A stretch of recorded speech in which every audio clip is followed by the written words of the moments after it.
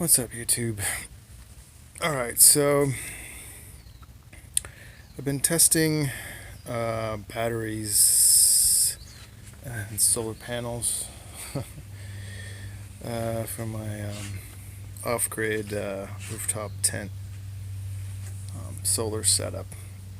I was planning on doing this AC or DC cooler for some air conditioning in the tent, and also possibly having a second one for just refrigerated items and stuff. So let's see. So yesterday I had charged these two batteries up the previous day. They were at like 13.9 volts, well, resting at about 13.5, which is fully charged. And then what I was hoping is from around 4:30, not yesterday, but the day before, from 4:30 when I started to lose sun, when it started to fall off charge-wise, just turn off. No, not turn it off. I left the solar fused and connected, the solar panel, so that in the morning you would keep charging. And I turned on the load. You can see there's like an output current there, and then the charge current right now, it's charging at 2.8 amps.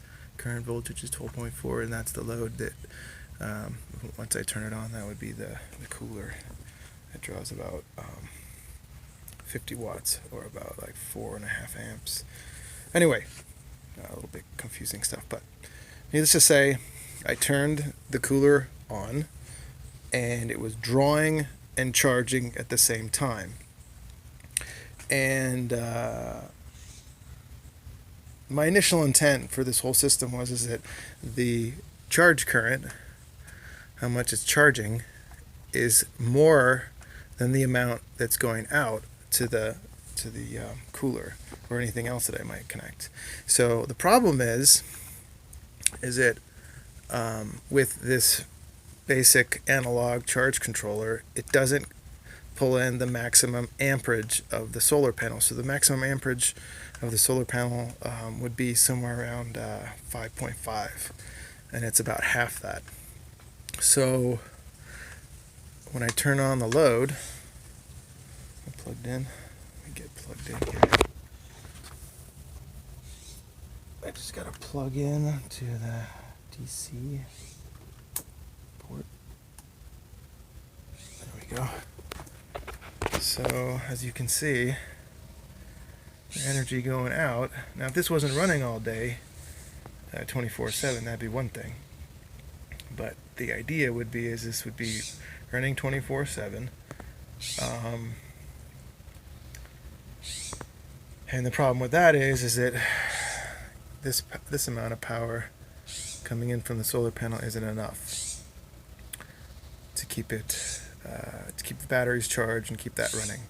So if there was an excess here, essentially there'd be an excess to charge up the batteries throughout the day, and then it would pull just from the battery at night with no charge coming in. So the next step, I think, knowing that test failed, 24-hour test failed yesterday at 4:30, it was down to like 11.1 volts, or I think it was actually below that. It was 10.9. It was almost dead by nearing evening time, 4:30, and there's no way it was going to get all the way around to the next day just on that battery power alone. So I found out that any of these charge controls will essentially power up. There will be an excess going into the battery banks throughout the day. So it pays to have another battery bank, which I was originally intending to have 3. I was hoping I could get by with only 2. But the main thing about running something like that for more hours is that you need more batteries. This charge controller theoretically would, if it was running at its optimum which I don't think it's even running at 80% right now. It should be around, like I say, 5.5 amps. So even if it was running at its optimum with 3 battery banks, it might be able to get charged up to full power by the end of the day. In which case, it could get through the night and then continue charging the next day with the solar or with the cooler connected. So anyway, that's the wall I'm hitting right now. Basically, what I need to do is get another battery and get a MPPT charge controller. This is the PWM style, basically like analog versus digital. And yeah, this one will typically put more amps in at the lower voltage, but at the higher voltage, at max voltage, it just trickle charges. There's very little coming in. So whereas the other one, at this point, at this lower voltage, because it can go up to 13.9, with the MPPT, the digital charge controller, essentially at this time, right now, at 12.1 volts, this time of the day, which is around like 1:30, this amperage would be maxed out. It wouldn't be limited. So there's just this thing where the solar panels are at 18 volts and this is 12, and so if they could be charging at 18 volts, they would be doing a lot more. But since this is a PWM charge controller, it drops the voltage down to this level.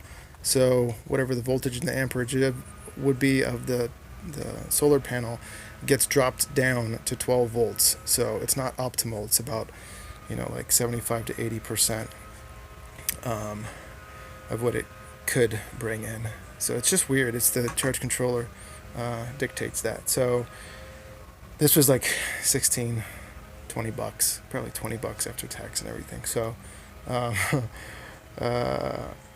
then the MPPT charge controller, however, is about 130 out the door with tax and everything. So big difference in cost, but I'd get a positive, perhaps a positive amperage coming in. It would be 5.5 right now with this 4.0 going out.